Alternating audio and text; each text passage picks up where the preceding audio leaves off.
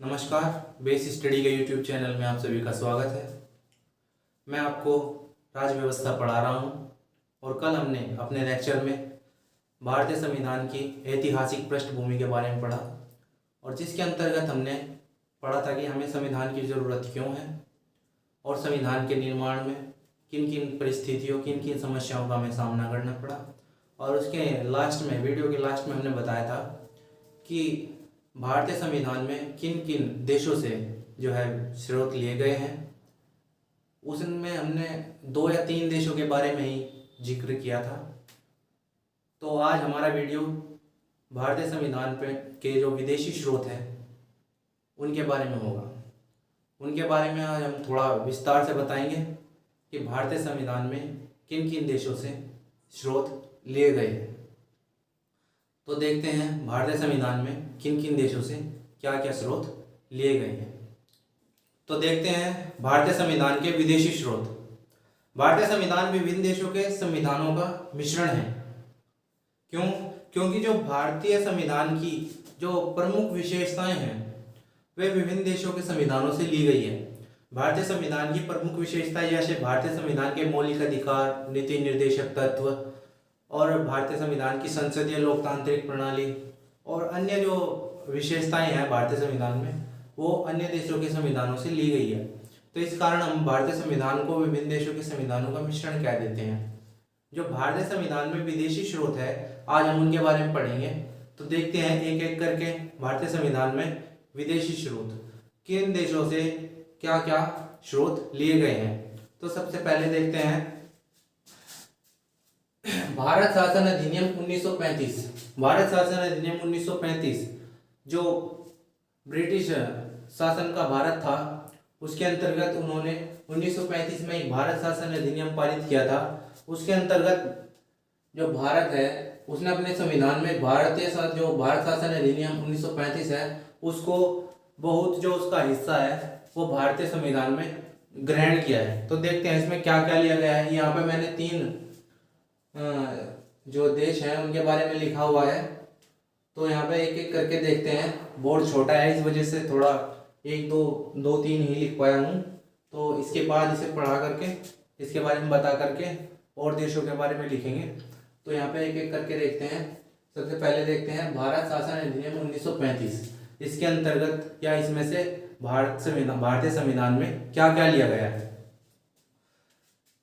सबसे पहले देखते हैं संघीय तंत्र। संघीय तंत्र 1935 का जो अधिनियम है उसमें से संघीय तंत्र लिया गया है। संघीय तंत्र क्या होता है? जो भारतीय संविधान है, जो भारत है, भारतीय संविधान में जो भारत है, भारत को एक संघ कहा गया है। संघ यानी कि जो भारत है जो वो राज्यों का एक संघ है। जो उसके अंतर्गत राज्य हैं वे ऐसे हैं, वे यूनाइट रहेंगे, वे कहीं भी नहीं जा सकते। तो नंबर 2 देखते हैं राज्यपाल का कार्यकाल। भारत शासन अधिनियम 1935 से राज्यपाल जो गवर्नर होते हैं उनका कार्यकाल कैसा होगा, कितने समय के लिए होगा, ये लिया गया है। और नंबर इसमें जो नेक्स्ट है वो न्यायपालिका। भारतीय जो संविधान में एक न्यायपालिका होगी वो 1935 के अधिनियम से ली गई है। लोक सेवा आयोग जो यूनियन पब्लिक सर्विस कमीशन होता है, लोक सेवा आयोग, वो 1935 के अधिनियम से लिया गया है। और लगभग 1935 के जो नियम है भारत शासन अधिनियम 1935 का, उसका लगभग 70% हिस्सा भारतीय संविधान में ग्रहण किया गया है। कुछ लोग तो कहते हैं कि ज्यों का त्यों रखा गया है, लेकिन उसमें थोड़े बहुत संशोधन किए गए हैं। जो भारतीय संविधान निर्माता थे उन्होंने क्या किया, विदेशों के जो संविधान है उनमें से स्रोत तो लिए, लेकिन जो भारतीय जो भौगोलिक परिस्थितियां और सामाजिक परिस्थितियां थी उस टाइम की, उनके लिए अच्छे और भविष्य में भी भारत के लिए अच्छे हों, तो वे जो स्रोत हैं वे ही जो संविधान निर्माताओं ने लिए। तो आगे चलते हैं। नंबर 2 पे हमने लिखा है ब्रिटिश संविधान। तो ब्रिटिशों का जो संविधान था उससे क्या क्या लिया गया भारतीय संविधान में। सबसे पहले देखते हैं संसदीय शासन प्रणाली। जो भारतीय संसदीय शासन प्रणाली है वो ब्रिटिश संविधान से ली गई है। नंबर 2 विधि का शासन। विधि का शासन यानी कि जो कानून है बस खाली उसी का ही शासन होगा और किसी चीज का भी शासन, मतलब किसी का भी जो है जोर जबरदस्ती नहीं चलेगी। जो भी चीजें हैं वे संविधान के अनुसार चलेगी, कानून के अनुसार चलेगी और कानून की नज़र में जो एक आम आदमी और देश का राष्ट्रपति सभी के लिए समान कानून बनाए जाएंगे। तो ये है ब्रिटिश संविधान के अंतर्गत। और नंबर 3 है मंत्रिमंडलीय प्रणाली। जो मंत्रिमंडलीय प्रणाली है वो भी ब्रिटिश संविधान से ली गई है। विधायी प्रक्रिया किस तरीके से विधायिका चलेगी, ये भी ब्रिटिश संविधान से लिया गया है। एकल नागरिकता, जो भारतीय संविधान में एकल नागरिकता है वो ब्रिटिश संविधान से ली गई है। एकल नागरिकता का क्या है, जो जैसे अमेरिका में केंद्र की नागरिकता अलग होती है और जो किसी राज्य में रहते हैं उसकी नागरिकता अलग होती है। तो क्या है, वहाँ पे एकल नागरिकता नहीं है, वहाँ पे 2 नागरिकताएं होती है, एक राज्य की और एक पूरे देश की, अमेरिका की। लेकिन हमारे यहाँ पे क्या है, किसी भी राज्य का कोई भी व्यक्ति हो उसे भारत का नागरिक माना जाएगा, उसे एकल नागरिकता मिलती है, एकल नागरिकता कहते हैं। परमाधिकार लेख ब्रिटिश संविधान के अंतर्गत, मतलब ब्रिटिश संविधान से लिया गया है। संसदीय विशेषाधिकार ब्रिटिश संविधान से लिए गए हैं। स्वतंत्रता बंदी प्रत्यक्षीकरण याचिका, ये भी ब्रिटिश संविधान से ली गई है। नेक्स्ट है संसद एवं विधानमंडल की प्रक्रिया। संसद एवं विधानमंडल की प्रक्रिया, ये भी जो संसदीय प्रणाली है, मैंने अभी आपको बताया था थोड़ी देर पहले, ये भी ब्रिटिश जो है ब्रिटिशों से ली गई है। और एकल नागरिकता विधि का शासन, ये अपने अभी एकल नागरिकता के बारे में बताया ऊपर। जो एकल नागरिकता विधि है, जो एकल नागरिकता का कानून है, उसे ही भारत में लागू किया गया है। और नाम मात्र की कार्यपालिका, नाम मात्र की कार्यपालिका का क्या मतलब है, यहाँ पे ये सबसे नीचे लिखा है नाम मात्र की कार्यपालिका। नाम मात्र की कार्यपालिका, जैसे ब्रिटिश जो मूल है वहाँ पे एक राजा होता है, वो एक नाम मात्र का कार्यपालक होता है, जो कार्य करता है वो तो प्रधानमंत्री ही करता है, वो उसे ही जो वहाँ के फैसले लेने का अधिकार है। लेकिन क्या है, जो सबसे बड़ा और सर्वोच्च जो पद होता है वो राजा का होता है। इसी प्रकार भारत में क्या है, जो कार्य करता है, जो मंत्रिमंडल का सर्वोच्च होता है वो तो प्रधानमंत्री होता है, उसी की सलाह पे क्या है राष्ट्रपति कार्य करता है। तो इसीलिए जो यहाँ का राष्ट्रपति पद है उसमें ज़्यादा शक्तियाँ नहीं है उसके पास, लेकिन फिर भी जो उसका पद है वो सबसे सर्वोच्च माना जाता है। तो इसी आधार पे यहाँ पे एक नाम मात्र की कार्यपालिका है।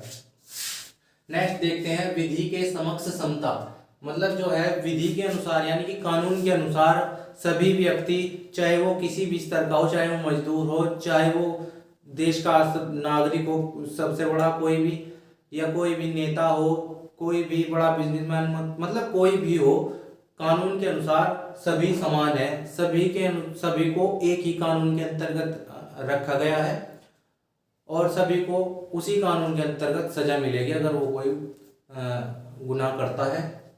तो क्या है, विधि के समक्ष समता जो भारतीय संविधान के अनुच्छेद 14 के अंतर्गत दी गई है वो क्या है, ब्रिटिश संविधान से ली गई है।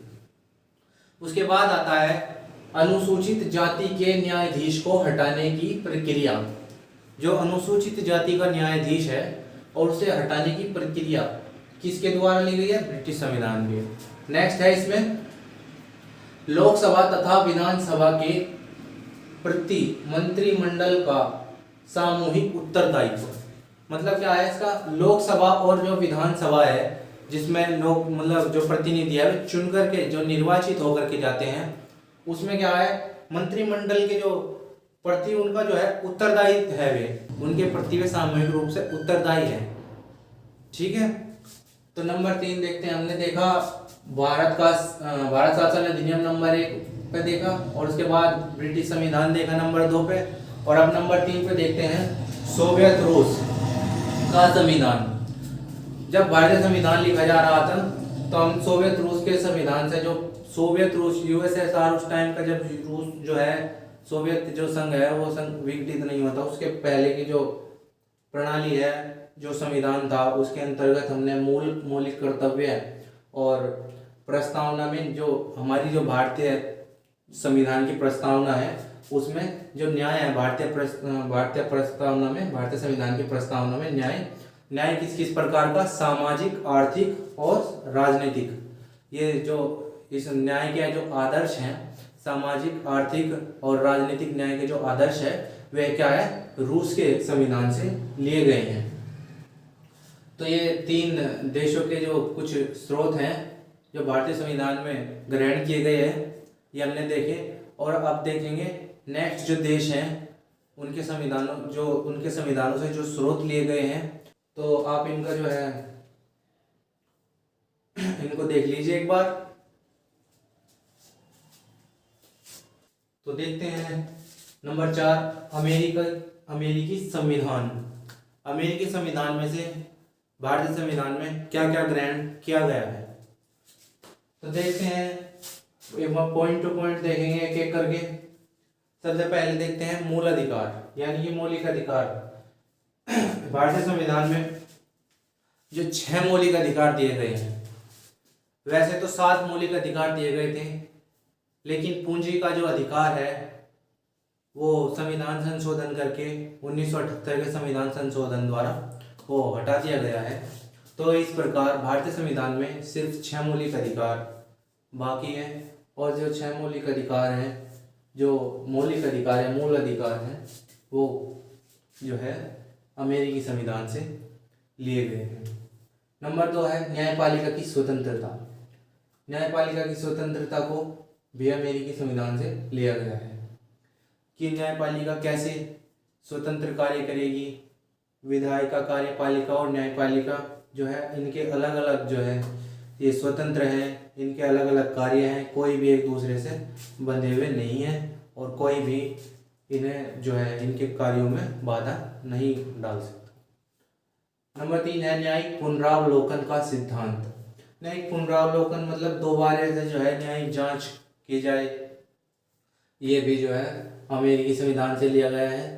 देश का एक लिखित संविधान होना चाहिए, तो किस देश से लिया गया है, अमेरिकी संविधान से।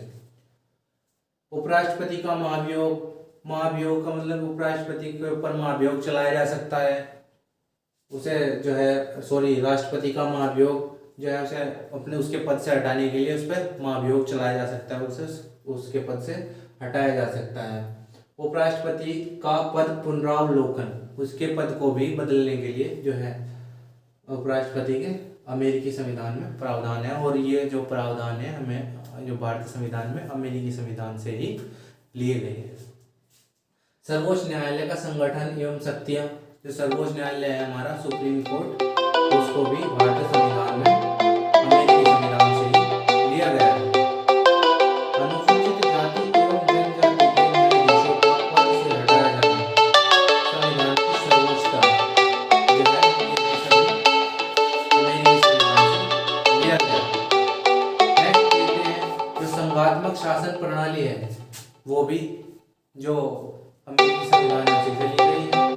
वित्तीय आपातकाल, जो वित्तीय आपात लगाया जा सकता है, जैसे किसी देश में जो है एक महामारी फैल रही है और वहाँ जो है खाने पीने की कमी हो गई, किसी के पास पैसा नहीं बचा, तो क्या है सरकार वित्तीय आपात लगा देती है, और सरकार जो सरकारी कर्मचारी हैं उनकी जो सैलरीज हैं वो काट लेती है, बहुत सारे जो कार्य है वो करती है।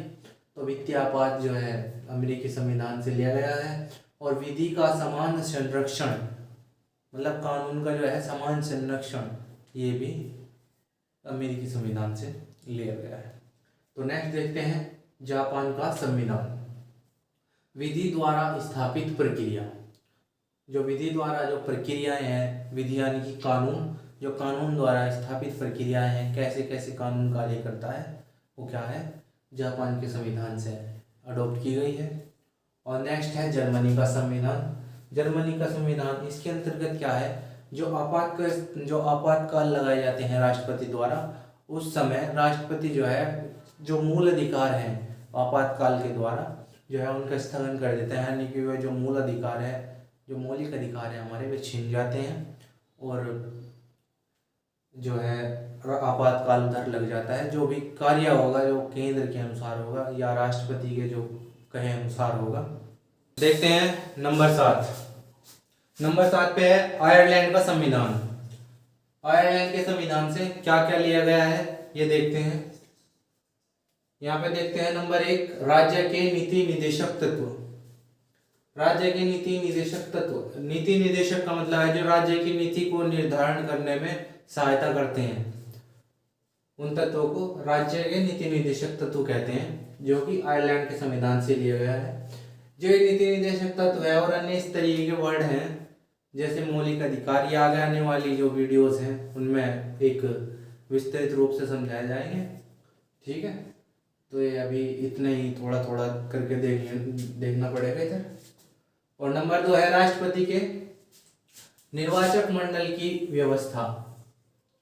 जो राष्ट्रपति का निर्वाचन होता है वो किस तरीके से होता है, कौन कौन उसमें वोटिंग करते हैं, उसका निर्वाचक मंडल कैसा होता है, ये सब क्या है आयरलैंड के संविधान से लिया गया है। और नंबर 3 राष्ट्रपति के द्वारा राज्यसभा में साहित्य, कला और विज्ञान और आदि जो क्षेत्र हैं, जो किसी विषय के जो अनुभवी व्यक्ति होते हैं उनका जो है राष्ट्रपति मनोनयन करता है। मनोनयन मतलब उनका जो है अपने द्वारा उन्हें चुनाव करता है, अपने द्वारा उन्हें राज्यसभा का मेंबर बनाता है। तो क्या है, ये आयरलैंड के संविधान से लिया गया है। और नेक्स्ट है सशक्त केंद्र के साथ संघीय व्यवस्था या संघात्मक विशेषताएं। सशक्त केंद्र के साथ संघीय व्यवस्था, संघात्मक विशेषताएं जो है आयरलैंड के संविधान से ली गई है कि हमारा किस तरीके से एक सशक्त केंद्र होना चाहिए। सशक्त केंद्र से मतलब जो है जो राज्य है, अगर किसी जो राज्य है किसी तरह उन्हें की संवैधानिक व्यवस्था ना चले या कुछ और दिक्कतें हों तो क्या है, केंद्र किसी भी प्रकार से आंतरिक या बाहरी रूप से सभी प्रकार से जो है एक देश को संभाल सके, अपने देश को। तो क्या है, नेक्स्ट है अवशिष्ट शक्तियों का केंद्र निहित होना। अवशिष्ट शक्तियों का केंद्र निहित होना, अवशिष्ट शक्तियों का केंद्र किस में निहित है, कैसे निहित है, ये क्या है आयरलैंड के संविधान से लिया गया है। और अवशिष्ट शक्तियों का केंद्र, जो शक्तियां केंद्र के पास है उसके जो फेडरेशन के स्थान पर यूनियन शब्द का प्रयोग जो है ये आयरलैंड के संविधान में से लिया गया है। अवशिष्ट शक्तियां मतलब किसके पास जो है अवशिष्ट शक्तियां मतलब जो अधिक शक्तियां है या भारतीय संविधान के द्वारा किसे दी गई है, जो केंद्र के पास कैसी शक्तियां है। जैसे राज्य और केंद्र के मसलों में केंद्र का पलड़ा भारी होता है, तो क्या है केंद्र को यहाँ पर अवशिष्ट शक्तियां मतलब ज्यादा शक्तियां दी गई है। और फेडरेशन मतलब संघ के स्थान पर क्या है यूनियन शब्द का प्रयोग भारतीय संविधान में किया गया है। वो कहाँ से लिया गया है, आयरलैंड के संविधान से। आयरलैंड के संविधान से अन्य और भी बातें ली गई है, इधर देखेंगे। केंद्र द्वारा राज्य के राज्यपालों की नियुक्ति जो है ये भी आयरलैंड के संविधान से लिया गया है। और उच्चतम न्यायालय का परामर्शी न्याय निर्णयन, जो परामर्शी न्याय निर्णयन जो है ये भी आयरलैंड के संविधान से लिया गया है। नेक्स्ट देखते हैं हम ऑस्ट्रेलिया का संविधान। ऑस्ट्रेलिया के संविधान से भारतीय संविधान में क्या क्या ग्रहण किया गया है, क्या क्या लिया गया है, ये सभी देखेंगे। ऑस्ट्रेलिया के संविधान से सबसे पहले देखते हैं समवर्ती सूची। समवर्ती सूची क्या है, भारतीय संविधान में राज्य और केंद्र में जो है शक्तियों का बंटवारा किया गया है, शक्तियों का विकेंद्रीकरण किया गया है। जो है केंद्र को कुछ विषय दिए गए हैं कानून बनाने के लिए, राज्य को भी कुछ विषय दिए गए हैं। लेकिन क्या है कुछ विषय ऐसे हैं जो दोनों को दिए गए हैं, जिन पर दोनों क्या है कानून बना सकते हैं। लेकिन अगर दोनों के बीच में कोई टकराव होता है किसी बात को लेकर कि ये कानून ऐसे नहीं ऐसे बनेगा, तो फिर वहां पे केंद्र का पलड़ा भारी होता है। केंद्र का जो है जो मतलब निर्णय होगा वो ही प्रभावी होगा और वो ही चलेगा। तो क्या है समवर्ती सूची जो है इसी तरीके से जो राज्य और केंद्र है दोनों का जो है मेल जोल से यहाँ पे विषयों को देख के उनके निर्णय लिए जाते हैं। और समवर्ती सूची में दोनों के केंद्र और राज्य के द्वारा नीतियों का निर्धारण होता है। व्यापार वाणिज्य एवं समागम की स्वतंत्रता भी ऑस्ट्रेलिया के संविधान से ली गई है। नेक्स्ट है इसमें प्रस्तावना में निहित भाषा एवं भावनाएं। जो भारतीय प्रेम्बल या प्रस्तावना है उसमें जो भाषा है उसकी जो उसके वर्ड हैं और जो उसके अंतर्गत निहित भावनाएं हैं, जैसे सामाजिक और सांस्कृतिक और बंधुता की जो भावनाएं हैं, ये सब क्या है ऑस्ट्रेलिया के संविधान से ली गई है। नेक्स्ट है केंद्र एवं राज्य संबंध। शक्तियों का विभाजन, केंद्र एवं राज्य संबंध, किस किस तरीके से केंद्र और राज्य के संबंध है, किस किस तरीके से वे क्या है उन्हें फंडिंग करते हैं, और किस तरीके से उनके लिए बजट बनाते हैं, किस तरीके से उनके संबंध है, ठीक है, उनके व्यापार हैं, ठीक है, और उनके बीच शक्तियों का विभाजन, शक्तियों का विभाजन कैसे किया गया है, यानी कि कितने विषय केंद्र को दिए गए हैं, कितने विषय राज्यों को दिए गए हैं, इन सब जो ये जो सब बातें हैं ये कहाँ से ली गई है, ऑस्ट्रेलिया के संविधान से। इसमें नेक्स्ट है संसद के दोनों सदनों की संयुक्त बैठक। जो संसद के दोनों सदनों की संयुक्त बैठक कौन बुला सकता है, राष्ट्रपति, जो कहाँ से लिया गया है, ऑस्ट्रेलिया के संविधान से। तो ये सभी बातें ऑस्ट्रेलिया के संविधान से ली गई है। तो देखते हैं नंबर 9, फ्रांस का संविधान। फ्रांस के संविधान में देखते हैं सबसे पहले जो इसकी विशेषता है जो भारतीय संविधान ने ली है वो है गणतंत्रात्मक। गणतंत्रात्मक कैसे, गणतंत्रात्मक मतलब रिपब्लिक, जो भारत का सर्वोच्च है वो क्या है, कैसे चुने जाएगा, ये सब क्या है फ्रांस के संविधान से लिया गया है। नंबर 2 बात है प्रस्तावना में स्वतंत्रता, समानता और बंधुता भी फ्रांस के संविधान से ली गई है। स्वतंत्रता, समानता और बंधुता ये तीनों चीज क्या है, फ्रांस की क्रांति के जो आदर्श थे वहां से ली गई है। जब फ्रांस की क्रांति हुई 1789 से 1799 तक, तो क्या है वहां से सब चीजें ली गई है। नंबर 10 है दक्षिण अफ्रीका का संविधान। दक्षिण अफ्रीका के संविधान से क्या क्या लिया गया है ये देखते हैं। दक्षिण अफ्रीका का संविधान, जो संविधान संशोधन की प्रक्रिया है वो क्या है, दक्षिण अफ्रीका के संविधान से ली गई है। संविधान संशोधन, भारतीय संविधान में संविधान संशोधन जो है, जो संविधान संशोधन है वो लिया गया है 368 अनुच्छेद जो है उसमें, भारतीय संविधान संशोधन में दिया गया है 368 अनुच्छेद में संविधान संशोधन। भारतीय संविधान को लचीला क्यों कहा जाता है उसका भी एक कारण है संविधान संशोधन। भारतीय संविधान की विशेषता है ना लचीला संविधान, भारतीय संविधान को क्यों कहा जाता है, तो इसीलिए संविधान संशोधन की प्रक्रिया है, इसीलिए उसे लचीला संविधान कहा जाता है। क्यों, क्योंकि जो भारतीय संविधान में अगर कोई भी अगर हाँ ऐसे हमें ऐसे करना है, ये जो नियम है ये नहीं सही हो रहे कुछ लोगों के लिए, तो क्या है हम उन्हें बदल देते हैं संशोधन करके। तो नंबर 2 क्या है, राज्यसभा के सदस्यों का निर्वाचन। हम राज्यसभा के सदस्यों का निर्वाचन कैसे करते हैं, ये सब क्या है दक्षिण अफ्रीका के संविधान से लिया गया है। राज्यसभा के सदस्यों का निर्वाचन, विधानसभा के जो सदस्य हैं, राज्य की जो विधानसभाएं हैं उनके जो सदस्य हैं वे उनका निर्वाचन करते हैं राज्यसभा के सदस्यों का। नेक्स्ट देखते हैं कनाडा का संविधान। कनाडा के संविधान से भारतीय संविधान में क्या क्या लिया गया है देखते हैं। एक अर्ध संघात्मक सरकार का स्वरूप, एक अर्ध संघात्मक सरकार का स्वरूप कैसे, जो एक सशक्त केंद्रीय व्यवस्था वाली जो सरकार होती है, ठीक है, तो उसके हिसाब से जो एक अर्ध संघात्मक सरकार का जो स्वरूप है वो कनाडा के संविधान से लिया गया है। नंबर 2 है अवशिष्ट शक्तियों का सिद्धांत। अवशिष्ट शक्तियों का सिद्धांत, अवशिष्ट शक्तियां किसके पास है, कैसे है और कैसे उनका यूज कर सकता है, ये भी कनाडा के संविधान से लिया गया है। तो ये थोड़ी सी जानकारी थी। भारतीय संविधान, मिश्रित संविधान, विभिन्न देशों का मिश्रित संविधान, संविधान का मिश्रण क्यों कहा जाता है भारतीय संविधान को, तो ये थोड़ी सी जानकारी उनके बारे में थी, क्योंकि इसमें हमने देखा भारतीय संविधान के क्या क्या स्रोत हैं और किन किन देशों से ये स्रोत लिए गए हैं। ये वीडियो अगर आपको अच्छी लगी हो तो लाइक करें इसे, और जो हमारी पुरानी वीडियो है उसमें हमने बताया है कि भारतीय जो संविधान है हमें उसकी ज़रूरत क्यों है, जो संविधान के निर्माण का रास्ता है वो किस किस तरीके से बना, और किस किस तरीके से जो भारतीय संविधान में विशेषताएं ली गई हैं वो मतलब उनका क्या कारण था लेने का, ये सब बातें बताई हुई हैं। और नेक्स्ट वीडियो या इससे आगे के जो हम बात करेंगे वो करेंगे भारतीय जो संविधान में उनमें ब्रिटिशों की क्या भूमिका है, उन्होंने क्या क्या भारतीय संविधान के लिए या भारतीय संविधान निर्माण के लिए उनकी जो नियम थे, जो रूल रेगुलेशन उन्होंने बनाए, वे कैसे हमारे काम आए।